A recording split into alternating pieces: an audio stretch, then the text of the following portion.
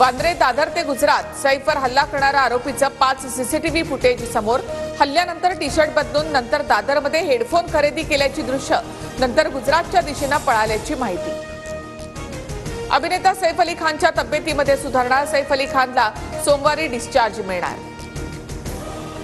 नाराज छगन भुजबळ राष्ट्रवादीच्या शिर्डीमधल्या शिबिराला उपस्थित। शिबिरामध्ये आलो म्हणजे सर्व काही आलबेल आहे असं नाही, भुजबळांचं विधान। अजितदादांशी अबोला कायम।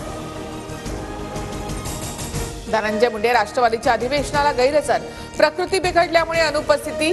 आजपासून शिर्डीमध्ये राष्ट्रवादीचं 2 दिवसांचं शिबिर। बीड हत्या प्रकरणावरून आता सारंगी महाजन यांचा धनंजय मुंडे यांच्यावर रोख। धनंजय मुंडेंना 8 टाका जेलची हवा खाऊ द्या, सारंगी महाजन संतापल्या। पंकजा मुंडे यांच्यावरही आरोप। पवार गटाचे उत्तम जानकर 23 तारखेला आमदारकीचा राजीनामा देणार।